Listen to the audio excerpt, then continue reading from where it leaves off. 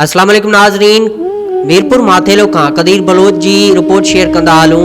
एक महीनो अग मुबैना तौर अगवा थी वियल नौजवान नारी ज़ुलेखा छजण जी अगवा जे इल्ज़ाम हेठ आयल ॻोठ फज़ल थईम में छजण बिरादरी जे औरतुनि ऐं मर्दनि पाक किताब खणी एहतजाज कयो। उन मौक़े ते एहतजाज में शरीक मोर छजण शेर अली माई हुस्ना हनीफ़ा ऐं ॿियनि दाहींदे चयो त 2 महीना अॻु अल ॾितो छजण जी धीउ ज़ुलेखा घरां निकिरी वई हुई, जंहिंजो इल्ज़ाम बाबर छजण मथां हयो हो। जंहिं बाद अल ॾिते जे धुर पारां बाबर छजण जे घरनि ते कब्ज़ो करे उन्हनि जे घरनि में समूरो सामान हिकु मेंह हिकु गऊं 2 न्याणियुनि जो ॾाज सोना ज़ेवर ऐं रोक रक़म खणी विया आहिनि। सदन चवण हो त असां दरबदरीअ वारी ज़िंदगी गुज़ारे रहिया आहियूं।